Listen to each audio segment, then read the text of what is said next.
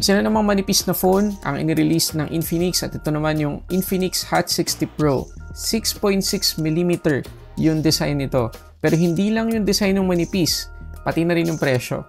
Ang presyo nito ay 6,999 pesos lang. Yan yung SRP niya. Pero if ever na maabutan ninyo yung promo, 5,999 pesos plus meron pa kayong mga freebies. Para sa additional information tungkol sa promo nitong phone na to, ilalagay ko yung link dyan sa description box sa baba. So, doon muna tayo sa unboxing. So, kita-kita sa harap ng box yung 6.6mm ultra slim design na text dito sa box ng Hot 60 Pro. Tapos sa likod naman makikita iba pang top specs at features ng phone na to. Pag open, yung phone agad yung makikita natin at yung nandito sa atin ay yung sapphire blue na color. Medyo may pagka-gradient yung color niya, depende sa tama ng ilaw. Wala sa gray, papunta sa pagiging blue. Meron tayong SIM ejector dito, documentations, at syempre meron tayong hard case na frosted yung design, 45 watts na charger, at USB-C to USB-A cable. If ever na hindi nyo gusto itong sapphire blue, meron pa ibang colorway, itong Hot 60 Pro. Meron pa itong sleek black, titanium silver, coral tides. So again guys, 6.6mm yung nipis ng phone na to. Ayan, no? Diba? Nakakabilib na sa isang budget-friendly Android phone, makaka-experience tayo ng ganito kanipis. Pero titingnan natin sa buong video na to kung meron ba tayong makikitang malalaking compromises pagdating sa specs at performance niya para lang ma-achieve nila yung ganitong design. So, maliban sa 6.6mm na ultra slim design, 170 grams lang yung weight ng phone na to. So, napaka-comfortable gamitin kahit buong maghapon pa natin siyang hawak-hawak. Tapos, kapag tinignan natin ng mga gilid, maliban sa volume up and down buttons, power lock button dito sa may right side, meron pa tayong makikitang additional button dito sa may bandang ibaba. At yan naman, yung tinatawag nila na one-tap button. So basically, yung ginagawa ng one-tap button na to ay shortcut para sa ibang actions na gusto natin. So sa ngayon, sinet ko siya na ma-open yung flashlight kapag dinouble press natin. So 1, 2, ayan, flashlight. Okay, so tingnan natin yung iba pang option. So pag pumunta tayo sa setting, mapapansin niyo na may dedicated na page yung one tap button. So yung pwede lang natin i-customize ay yung double press. Kasi yung long press ay talagang nakaset sa AI ng Infinix. So puntahan natin yung double press. Ito yung mga options. Pwedeng mabuksan yung camera, pwedeng ma-mute at marami pang iba. Pwede rin tayong mag-open ng application. At kapag naka-open naman yung camera application, yung one-tap button na to ay pwede natin gamitin as shutter button. At FYI lang na itong Infinix Hot 60 Pro ay hindi lang compatible sa 2.4 GHz Wi-Fi connection, pati na rin sa 5 GHz Wi-Fi connection. At para dun sa mga curious sa haptics, matutuwa po kayo sa haptics ng phone na to kasi hindi man siya kasing ganda ng mga premium mid-range phones, pero hindi naman siya kasing lala ng sobrang murang mga entry-level phones. Maganda siya guys, para sa presyo niya. So I suggest gamitin nyo. Ngayon kapag tingnan naman natin ibabaw, makikita natin yung ating secondary speaker.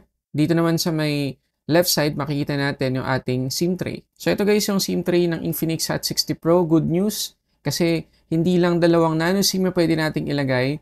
Pwede pa tayo maglagay ng micro SD card.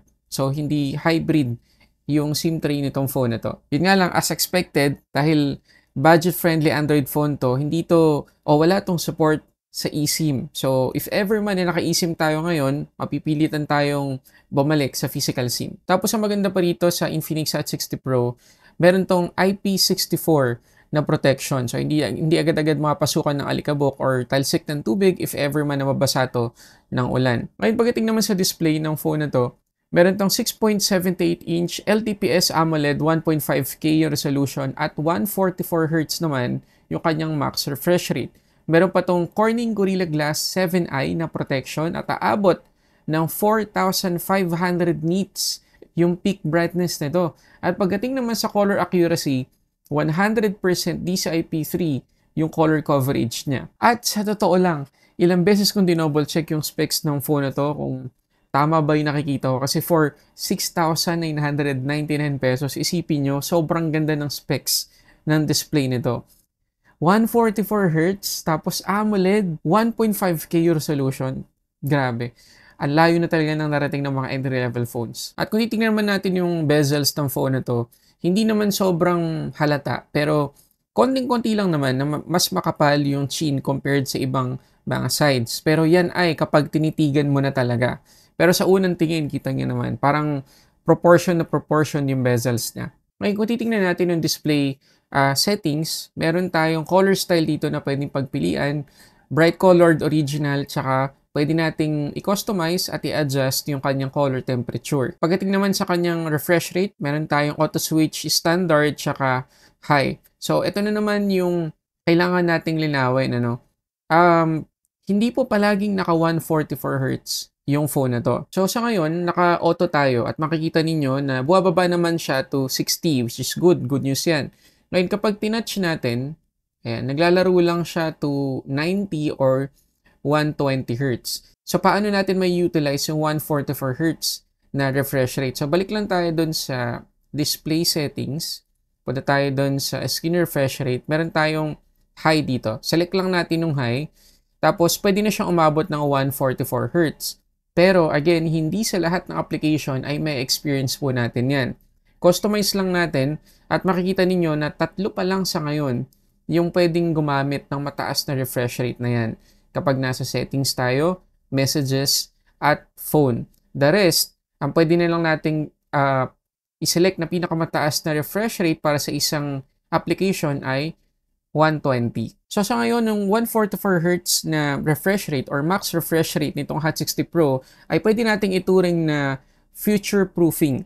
So, konti pa lang po sa ngayon yung mga application na talagang pwedeng mag-utilize ng mataas na refresh rate na yan. Pero at least, sa darating na mga buwan o mga taon, naka-ready na yung phone na to para sa ganyan. At isa pang good news, yung ating widevine security dito ay level 1 at Full HD yung kanyang max playback resolution. So, mag-enjoy tayo sa magandang display nito kapag nag-i-stream tayo ng movies or TV shows. Ngayon, pagdating naman sa performance, itong Infinix Hot 60 Pro ay naka-XOS 15.1 na out of the box.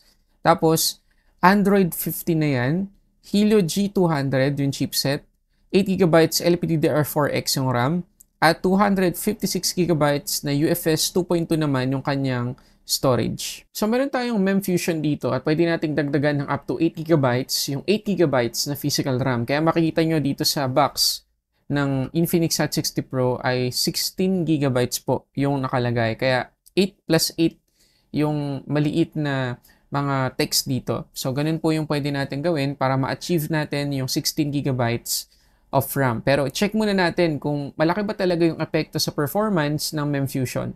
So, ito nakuha nating score kapag naka-on or ginagamit natin yung MEMfusion, 466,497,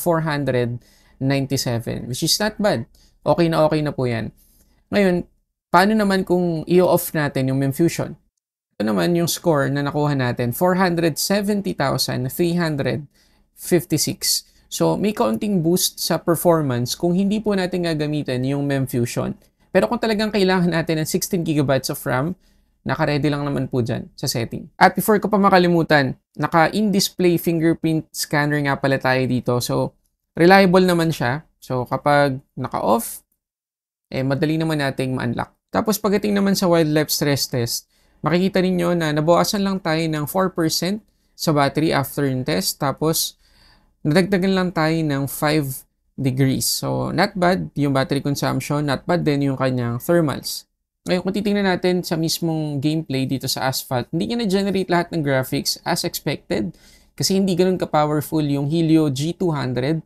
Parang Helio G99 pa rin niya na may konting improvements sa ilang aspect ng phone. Pero, for the most part, napaka-smooth naman ang experience. Wala masyadong frame drops or lag. So, talagang mag-enjoy pa rin naman tayo. Pagdating naman sa Racing Master, hindi rin natin masasagad yung graphic settings at pagdating sa mismong gameplay, medyo hirap siya. May struggle akong na-feel sa kanya nung nilalaro ko. Pero, very playable pa rin. Ngayon, ito yung isang napansin ko. Walang sinabi ang Infinix kung ilang taon nila susuportahan pagdating sa software itong Infinix Hot 60 Pro. Hindi talaga naka-declare at usually, yan yung ginagawa ng maraming brands sa ngayon kapag meron silang nire-release na bagong phone. Talagang pinagmamalaki nila kung ilang taon yung magiging major Android upgrades na matatanggap ng kanilang bagong release na phone at kahit pa yung security patches. Pero dito, walang sinabi yung Infinix. So abangan natin.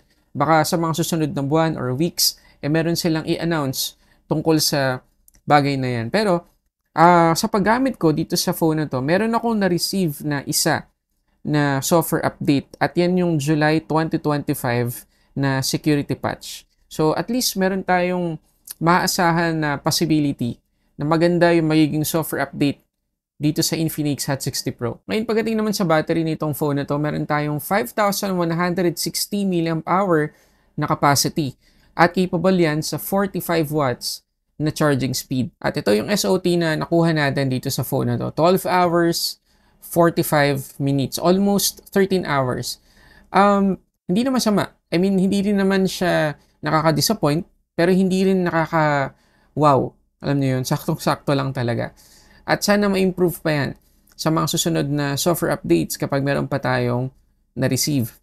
At dahil sa mataas na resolution, 1.5K, tapos mataas na max refresh rate, mataas na peak brightness, sigurado na talagang malaki epekto niyan sa battery performance. Pero at least kung bababaan lang natin yung refresh rate, palaging naka-auto, hindi tayo masyadong maglalaro, at hindi palaging naka-maximum brightness, mataas pa po dito yung pwede nating makuha. And pag-usapan natin yung camera. 50 megapixels yung main camera na merong dalawang auxiliary camera.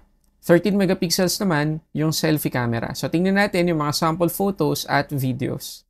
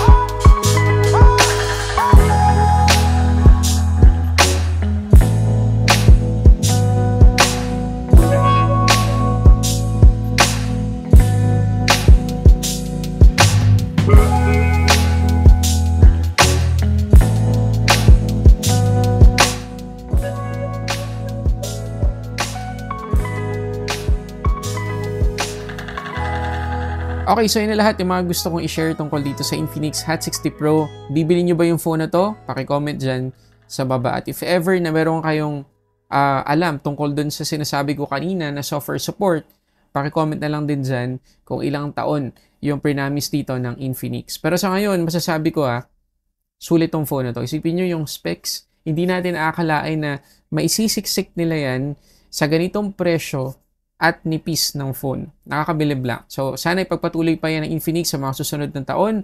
At, yan muna guys. Nandyan yung link sa description box sa baba kung gusto niyo nang orderin itong phone na to. So, yun muna para sa samot-saring unboxing and reviews. This is Sulit Tech Reviews.